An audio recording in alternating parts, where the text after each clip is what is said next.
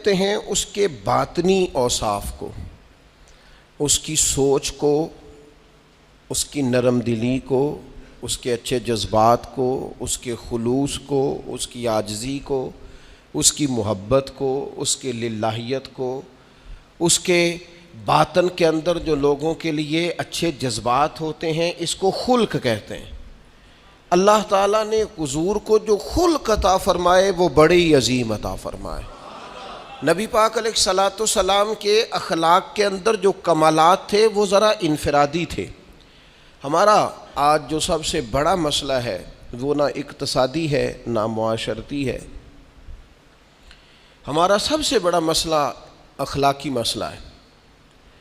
قومیں، ملتیں، قبیلے جب اخلاق چھوڑ جاتے ہیں اور جب وزاداری چھوڑ جاتے ہیں اور جب عظمت کردار چھوڑ جاتے ہیں تو وہ خود بخود بیک ہونے لگتے ہیں، وہ پیچھے ہٹنے لگتے ہیں۔ بہت سارے لوگ بام عروج پر ہوتے ہیں، آگے نکلتے ہیں، لیکن اپنی اخلاقی کمزوریوں کی وجہ سے وہ پستیوں کی طرف سفر شروع کر دیتے ہیں۔ انسان کے لیے سب سے زیادہ ضروری یہ ہوتا ہے کہ وہ اخلاقی مضبوطی اپنی طبیعت میں پیدا کرے۔ بہت سارے دوست لوگوں سے پیار کرتے ہیں لیکن بعد میں جب وہ ان کا اخلاقی رویہ دیکھتے ہیں تو خود بخود پیچھے ہٹ جاتے ہیں۔ ایک ہوتا ہے دوست کا ہونا، احباب کا ہونا، ایک اپنے قریبی لوگ بھی، بہن بھائی بھی اور اولاد بھی انسان کی اخلاقی کمزوریوں کی وجہ سے اس سے پیچھے ہو جاتی ہے۔ جب تک رویے میں، مزاج میں اخلاقی بلندی پائی جاتی ہے، نبی پاک صلی اللہ تعالیٰ علیہ وسلم نے فرمایا تم میں سے بہترین مسلمان وہ ہے جس کے اخلاق زیادہ اچھے ہیں، جس کی عادات زیادہ عمدہ ہیں، جو عظمت کردار کا حامل ہے۔ مزاج میں وفاداری ہونی چاہیے، مزاج میں خیر خواہی ہونی چاہیے۔ انسان بعض لوگوں کے لفظوں میں عاجزی ہوتی ہے، ویسے وہ عاجز نہیں ہوتے، ملتے بھی جھک کے ہیں لیکن ویسے عاجز، وہ کہتے ہیں میں نے شیشے میں اتار لیا ہے، میں تیز آدمی ہوں، دیکھا میں نے اس کو بھی قائل کر لیا ہے۔ وہ لفظوں کے لحاظ سے، جھکاؤ کے لحاظ سے عاجز ہوتے ہیں، فی نفس سے ہی عاجز نہیں ہوتے۔ کچھ لوگ جملے کے لحاظ سے، اٹھنے بیٹھنے کے لحاظ سے، آؤ بھگت کے لحاظ سے خدمت گزار ہوتے ہیں، ویسے وہ خدمت گزار نہیں ہوتے۔ کچھ لوگ ایسے ہوتے ہیں جو اچھے جملے ترتیب دے کے کسی کو قائل تو کر لیتے ہیں، اس کو اپنی ہمدردی کا اظہار تو دلاتے ہیں، اشک شوئی تو کرتے ہیں، تسلی تشفی تو دیتے ہیں، ویسے خیر خواہ نہیں ہوتے۔ ویسے وہ بڑی اچھی دھیمی باتیں کر کے کہیں گے کہ یار کوئی مسئلہ نہیں، تو پریشان نہ ہو، تو ٹینشن نہ لے، میں تیرے ساتھ ہوں، پر نہیں نہ ساتھ ہوتے یار۔ زندگی میں وہ عجیب لمحہ تھا، وہ میرے ساتھ تھا پر میں تنہا تھا، ساتھ ہی تھا بندہ پر میں لوگوں کے ہجوم میں بھی اکیلا ہی تھا۔ اپنے اخلاقی رویے میں، خلق میں، مزاج میں، یعنی ڈھل جائے طبیعت انسان کی، اس کے رویے عمدہ ہو جائے اور یہ کام کشید نہ کرنا پڑے اسے۔ ہمارے علماء نے لکھا ہے خلق کا معنی یہ ہے کہ اچھے کام کرنے میں تکلیف نہ اٹھانی پڑے، خلق کا معنی یہ ہے کہ اچھے کام خود بخود بندے سے ہونے شروع ہو جائے، وہ خود بخود اچھے کاموں کی طرف اس کی طبیعت مائل ہو جائے، توجہ ہو جائے، اس کا مزاج بن جائے۔ یہ کب ہوتا ہے، کس وقت ممکن ہوتا ہے؟ جب آپ ہر وقت کی اخلاقی بلندی حاصل کرتے ہیں۔ نبی پاک صلی اللہ تعالیٰ علیہ وآلہ وسلم کا ایک طریقہ تھا کہ حضور کے مزاج میں اخلاق۔ بعض لوگ ایسے ہوتے ہیں جو بعض اوقات ایسی حرکت کرتے ہیں، ہوتے ہیں لوگ جو ایسی حرکت کرتے ہیں کہ سخت رد عمل کی ضرورت ہوتی ہے۔ بندے کا دل کرتا ہے نرا ڈانٹے نہ، ڈنڈا بھی پکڑ لے، کرتے ہیں بعض اوقات بعض دوست ایسے کام۔ اور پھر ایک اور بڑا خطرناک رویہ ہوتا ہے، آپ کو پتہ ہے اسلام نے سب سے زیادہ ناپسند کسے کیا؟ غیبت کو۔ آپ کسی کے خلاف، کسی کے قبیلے گھر کے خلاف کسی کونے میں کھڑے ہو کے بات کریں، پہنچانے والے پہنچا دیتے ہیں، جو مزے لے کے سنتا ہے وہ مزے لے کے پہنچاتا بھی ہے، یہ پکی بات ہے۔ جس نے آپ کو ٹائم دیا نا سننے کا، وہ باز نہیں آئے گا، وہ پہنچائے گا بھی۔ آپ کی اخلاقی کمزوری نظر آ جائے گی، واضح ہو جائے گی، آپ سامنے والے۔ اچھا کچھ لوگ وزادار ہوتے ہیں، انہیں پتہ چل جاتا ہے بندہ ٹھیک نہیں، لیکن پھر بھی وہ قبول کریں تو اس کا مطلب ہے وہ بندہ اعلیٰ ظرف ہے جس نے رکھا ہوا ہے. تو یہ سمجھتے میں چلاک ہوں, میں اپنی تیزی کے ساتھ گزارا کر رہا ہوں. وہ اعلیٰ ظرف ہے جس نے اتنا کچھ پتہ ہونے کے باوجود بھی تیرے لیے کوئی لفظ, وہ بندہ با اخلاق ہے, با مروت ہے, وفادار ہے, وفادار ہے. تو میرے عزیز, نبی پاک علیہ الصلوۃ والسلام نے ان اخلاق کی طرف ہماری توجہ دلائی ہے جن میں لوگ بچتے نہیں کہ یہ کام میں نے نہیں کرنا, مجھے کیا لگے, میرا کیا لینا دینا. مثلاً ایک تاجر تھا حضور کے زمانہ نور میں, وہ پھلوں کی تجارت کرتا تھا, مشکات شریف میں موجود ہے. کسی وجہ سے اسے نقصان ہو گیا. تو انسان جب تجارتیں کرتا ہے, زندگی گزارتا ہے, تو جہاں اسے نفع ملتے ہیں وہاں کہیں کہیں اسے خسارے بھی ملتے ہیں. تو الگ بات ہے کہ ہم صرف نفعوں کے قائل ہوتے ہیں, خساروں کے قائل ہی نہیں ہوتے. وہ تاجر تھے, پھلوں کے تاجر تھے, بڑی اچھی تجارت کرتے تھے, کسی وجہ سے نقصان ہو گیا. اب وہ حضور کی بارگاہ میں آئے. ہمارے ہاں یہ ہوتا ہے کہ لوگ کہتے ہیں میرا کیا لینا دینا, بلکہ اگر کوئی بندہ اس طرح کا مسئلہ حل بھی کرا رہا ہو تو کہنے حضرت صاحب تو آڈا نہیں ہے کام. اس تاجر نے اس بارگاہ میں آ کے کہا جہاں جو آ جاتا ہے ہمیشہ بامراد ہی جایا کرتا ہے. یا رسول اللہ صلی اللہ تعالی علیہ وسلم, میں پریشان ہو گیا ہوں. اور پہلے جب آدمی مالدار ہوتا ہے تو دائیں بائیں رش بھی ہوتا ہے, اور جب اس طرح کے حالات ہو جائیں تو وہ جو بڑے قریبی ہوتے ہیں وہ بھی کئی دفعہ ساتھ چھوڑ جاتے ہیں. ساری عمر ہی آٹا گد ہے تے لکھاں کیتے پیڑے, اب وقت آیا ہی تے محمد بخشا کوئی نہیں ہوں بیٹھا نیڑے. لوگ نکل جاتے ہیں, کمزور پڑ گیا بندہ بیچارہ. حضور کی بارگاہ میں عرض گزار ہوا, یا رسول اللہ تکلیف میں ہوں. تاجر تھا, پھلوں کی تجارت کرتا تھا اور مشکات میں موجود. نبی پاک علیہ السلام نے دعا بھی فرمائی, کرم نوازی بھی فرمائی, رحمت بھی فرمائی, عطائیں بھی فرمائی. لیکن حضور نے نا صحابہ سے فرمایا سارے مل کے اپنے بھائی کی مدد کرو. تھوڑے پیسے کسی نے دیے, تھوڑے کسی نے دیے, تھوڑے کسی نے دیے, مل کے. اور ایسے لوگوں سے جو لوگ بڑے اس کام کے لیے ہر وقت ذہنی طور پر تیار رہتے تھے, ان لوگوں سے کہا اس کے ساتھ چلو. لیکن اس کا قرضہ ابھی بھی جتنا چڑھ گیا تھا اتنے پیسے جمع نہیں ہوئے تھے. اللہ کرے میں آپ کو سمجھاؤں, یہ بھی اخلاقی بلندی والا کام ہے کہ کسی شخص کی کمزوری میں اسے اٹھانا, گرتے ہوئے کو سنبھالنا, پھسلنے والے کو سہارا دینا, بکھرنے والے کو بکھرنے سے بچا لینا, ٹوٹنے والے کو ٹوٹنے سے بچا لینا, پریشان ہو جانے والے کو سمیٹ لینا. اللہ کے پیارے رسول صلی اللہ تعالی علیہ وسلم نے فرمایا اپنے بھائی کی مدد کرو. لوگوں نے مدد کی, لیکن اس حد تک اس کے پاس پیسے نہ ہوئے جتنا اس کا قرضہ تھا. اب حضور نے ان لوگوں کو بلایا جن کے اس نے پیسے دینے تھے, اور پیسے دینے والوں سے کہا کہ اس کے پاس اتنے ہیں, اتنے لے لو, اور چلو تم بھی کچھ نیکی کرو, کچھ لے لو کچھ چھوڑ دو. یہ کون کرا رہا ہے؟ رحمت للعالمین نبی. اور ہمارا جب کوئی بندہ اس طرح الجھ جاتا ہے پھر تو وہ ساڑا لگتا ہی کچھ نہیں نا. اتنے دنوں تک نہ رشتہ داری ہوتی ہے, نہ دوستی ہوتی ہے, نہ تعلق. وہ تیری آنکھ ہو یا سنگ ملامت کی چبھن, کون پہنچا ہے میرے درد کی گہرائی تک. دور شہرت میں تو یاروں نے کیا یاد بہت, پر ساتھ آیا نہ کوئی کوچے رسوائی تک. جب حالات خراب ہوتے ہیں تو سب سے پہلا کام یہ ہوتا ہے میرا تعلق کوئی نہیں, اور جب ٹھیک ہوتے ہیں تو پھر بڑی لمبی رشتہ داری نکلتی ہے, ہو کہتے ہیں وہ بڑی دور کے میرے قریبی تعلقات ہیں, وہ بڑا دور کا رشتہ ہے, میرا بڑا قریبی لین دین ہے. تو بڑی عمدگی سے لوگ, بڑی دور شہرت میں تو یاروں نے کیا یاد بہت, پر ساتھ آیا نہ کوئی کوچے رسوائی تک. جو عرض کرنے جا رہا ہوں اس پر آپ نے زیادہ غور کرنی ہے کہ اگر کوئی آدمی گر رہا ہو تو گرتی دیوار کو دھکا نہیں دینا, اسے سنبھالنا ہے.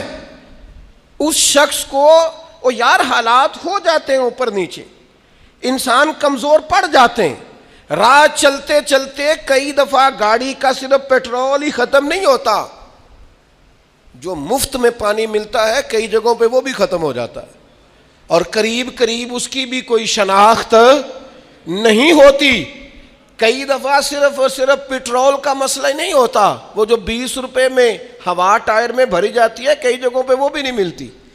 تو تسلی کے لیے اخلاقی رویہ یہ ہونا چاہیے کہ اگر کوئی بندہ کہیں کمزور پڑ رہا ہے, گر رہا ہے, تو اس کی اس کمزوری پر اسے تھاما جائے، اس کی حوصلہ افزائی کی جائے، تسلی دی جائے، لیکن ہمارا یہ ماحول نہیں ہوتا۔ میں اکثر کہتا ہوں دوستوں سے کہ جو آدمی اپنے گھر کی تیسری منزل شروع کرتا ہے نا، تیسرا لینٹر ڈالتا ہے، اسے سارے جا کے بھائیا کو کم ہویا تو دسی، بھائی ہونے کیوں دسنا ہے، مالدار آدمی ہے تیسرا لینٹر ڈال رہا ہے، لیکن وہ بیچارہ غریب آدمی جو بالے ڈال رہا ہے اور لکڑی کی چھت ڈال رہا ہے، وہ اگر کسی سے جا کے کہتا ہے نا تھوڑی امداد کرا دے میرا کام رک گیا، تو کہتے ہیں آپ نے پہلے بتانا تھا، اب تو نہیں نا، مطلب وہ تو بڑی پرانی بات تھی، وہ تو میں نے بانٹ دیا، رمضان میں بڑا کر دیا، فلانی جگہ بڑا۔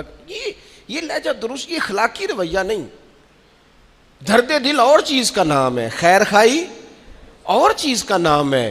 وہ کسی نے کہا تھا کہ پلا کر گرانا تو سب کو آتا ہے، مزہ تو تب ہے کہ گرتوں کو تھام لے ساقی۔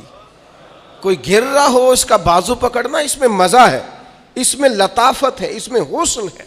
اور ایک دوسرا اخلاقی رویہ جس کی بہت زیادہ ضرورت ہے، جو ہمارے زیادہ ساتھ ہوتے ہیں نا، غلطیاں بھی انہوں نے ہی کرنی ہوتی ہیں۔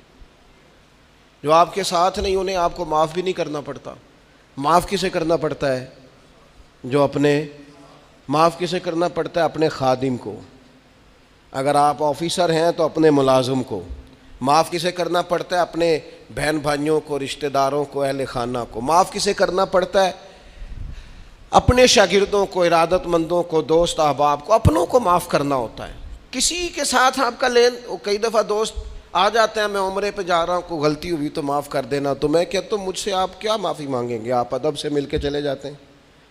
جن کے ساتھ آپ کا اٹھنا بیٹھنا ہے ان سے معافی مانگیں۔ جو زیادہ قریب رہیں گے غلطیاں بھی تو وہی کریں گے نا، جو روز مانتے ہیں، کسی وقت سستی بھی دکھاتے ہیں۔ تو معاف تو کرنا ہوتا ہے اپنوں کو۔ ایک خاص بات کروں آپ سے، بیٹیوں کو معاف نہیں کرنا پڑتا، معاف بہو کو کرنا پڑتا ہے۔ کر کے تو دیکھو نا یار، ایک معیار ہے بیٹی کے لیے، وہ بیاہ کے کسی جگہ گئی ہے، اس کی شکایت آئی ہے، تو ہمارا جواب یہ ہے کہ ابھی بچی ہے، سیکھتے سیکھتے سیکھ جائے گی۔ یہ جواب بنائیں بہو کے لیے۔ اگر وہ غلطی کرے، اس کی ساس شکایت کرے، اس کا خاوند شکایت کرے، تو یہ بہو کے لیے بولیں کہ ابھی بچی ہے، سیکھتے سیکھتے، یہ بہو کے لیے بات کریں کہ بچی ہے، سیکھتے سیکھتے، یہ بہو کے لیے ضرورت ہے اس کی۔ بیٹی کے لیے تو اس کی ضرورت، بیٹی غلطی کرے تو اس کے وکیل بن جاتے ہیں۔ ساری زندگی ساس سسر اپنی بیٹی کے وکیل رہتے ہیں اور اپنی بہو کے جج بنے رہتے ہیں۔ اس کے لیے فیصلے سناتے ہو، اس کی وکالت کرتے ہو، یہ بیٹی نہیں کسی کی، اس کے جج بن گئے ہو، اس کے حق میں فیصلوں کا اعلان ہے، اس کے لیے وکالتوں کا اعلان ہے۔ چھ معنی دارت۔ مسلمان کا یہ اخلاقی رویہ نہیں ہوتا۔ نبی پاک علیہ الصلوۃ والسلام نے ہمیں سبق دیا ہے، جو قریب رہنے والے ہیں انہیں تو معاف کرنا ہے، دوسرے کو تو معاف کرنا ہی نہیں پڑتا۔ اپنوں کو ہی تو معافی کی ضرورت ہوتی ہے، چونکہ اپنوں نے ساتھ رہنا ہے۔ حضرت انس بن مالک رضی اللہ تعالیٰ عنہ یہ بڑے خوش نصیب خوش بخت انسان ہیں۔ کہتے میری اماں خود مجھے حضور کی بارگاہ میں چھوڑ گئی تھی کہ یا رسول اللہ یہ آپ کی خدمت کرے گا۔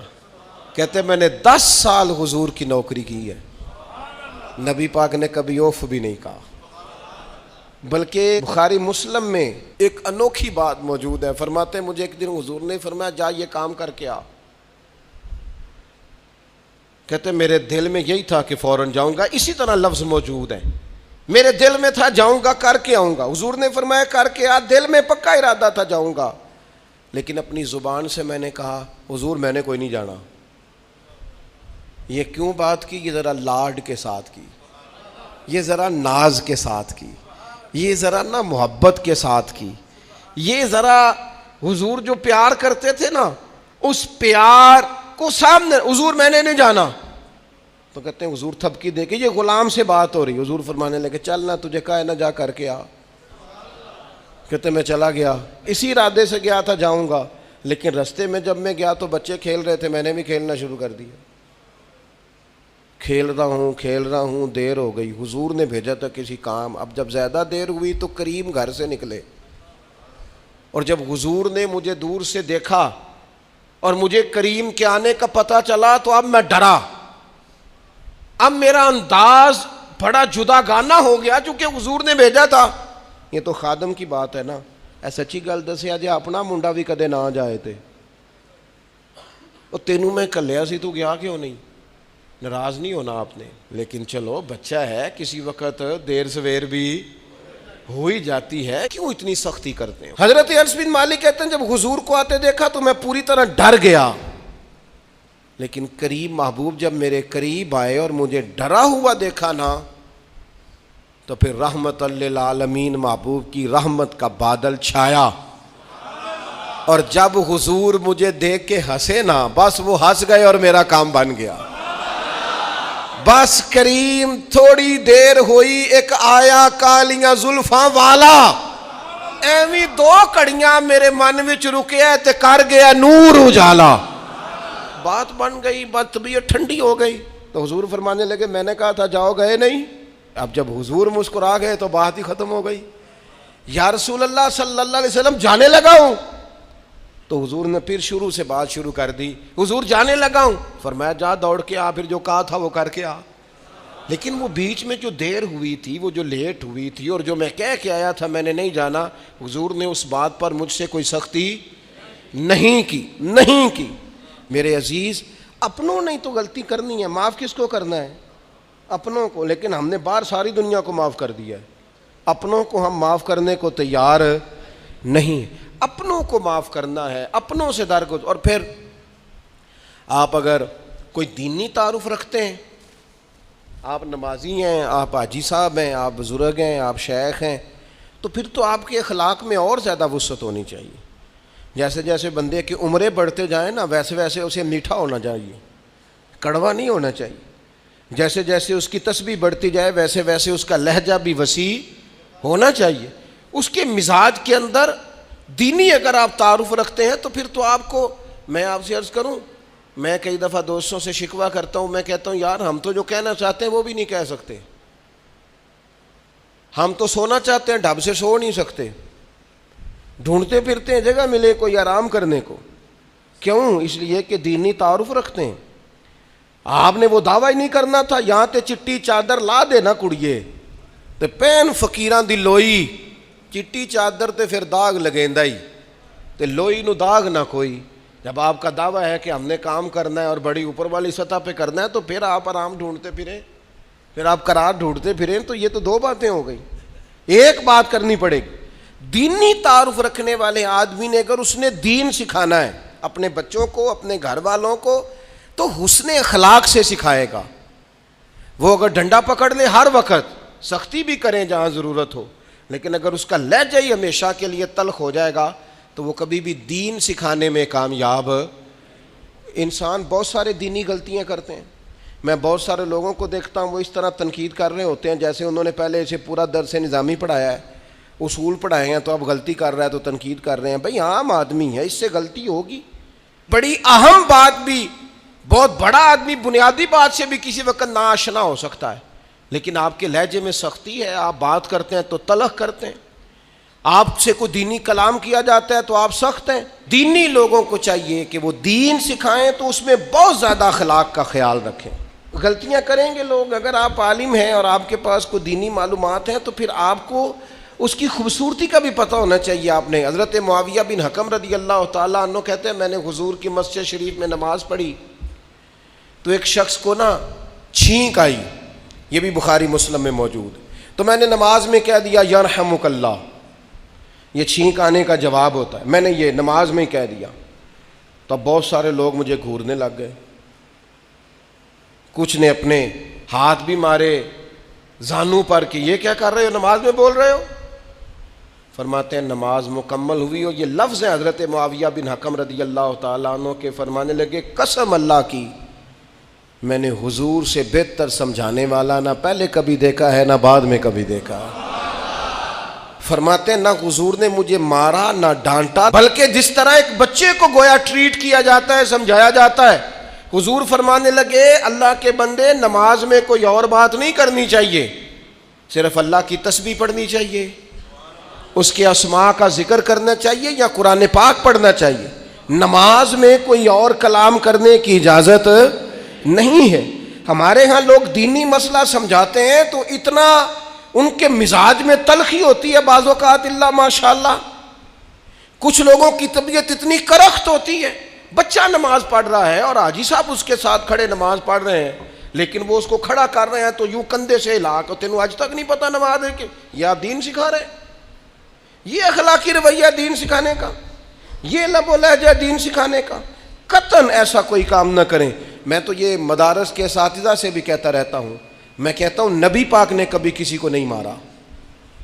آپ بچوں کو ڈانٹیں، کریں کچھ، لیکن وہ رویہ آپ اختیار نہ کریں جس کی دین اجازت نہیں دیتا. تو اخلاقیات میں ان چیزوں کا ضرور خیال کریں. ایک روایت اور عرض کر دوں آپ کو.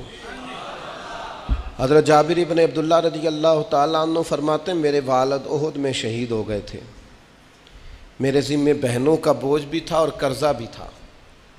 اللہ کے محبوب علیہ السلام نا مختلف طریقوں سے مختلف انداز میں میرے اوپر کرم نوازیاں فرماتے. نوازنے کا طریقہ، آپ نہ کسی کو نوازیں بہانے سے.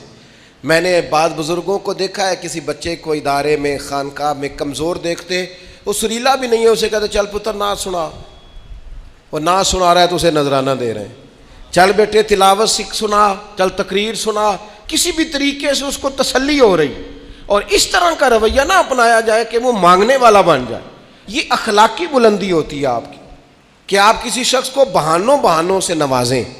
اس طرح کا ماحول نہ بنائیں کہ آپ اسے کہیں کہ چونکہ تو کمزور ہے، غریب ہے، فقیر ہے، لہذا تجھے دے رہا ہوں.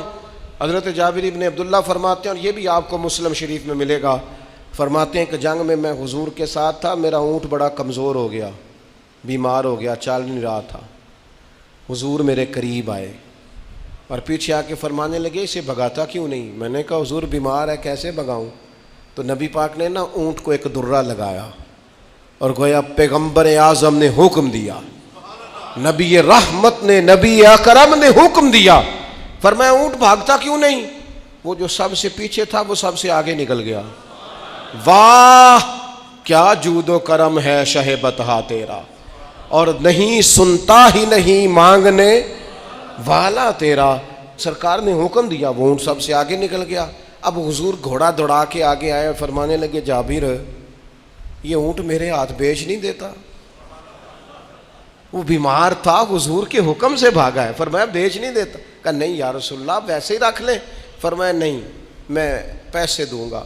یا رسول اللہ آپ کا یہ ہے. فرمایا نہیں آپ قیمت بتائیں. حضور ٹھیک ہے اتنے کا اونٹ ہے، میں مدینہ طیبہ جا کے آپ کی خدمت میں پیش کر دوں گا. حضرت جابر ابن عبداللہ فرماتے ہیں حضور نے مجھ سے اونٹ خریدا. مدینہ طیبہ پہنچ کر نبی پاک صلی اللہ تعالی علیہ وسلم نے سیدنا بلال حبشی سے فرمایا جابر کو اونٹ کی قیمت بھی دے دو اور کچھ پیسے زیادہ بھی دے دو. فرماتے ہیں مجھے اونٹ کی قیمت بھی مل گئی، کچھ پیسے زیادہ بھی مل گئے. اور جب میں حضور کی بارگاہ میں حاضر ہوا اونٹ پیش کر کے اور قیمت لے کے جانے لگا تو حضور فرمانے لگے جابر جانا نہیں، قیمت بھی تیری ہے، اونٹ بھی تیرا ہے. نبی پاک نے وہ اونٹ بھی تحفے میں مجھے واپس دے دیا. یہ اخلاقی رویے کی بلندی کہ کسی شخص کی غربت میں اسے نوازنا، لیکن اس طرح کا نوازنا کہ اسے محسوس نہ ہو کہ مجھے امداد دی جا رہی ہے.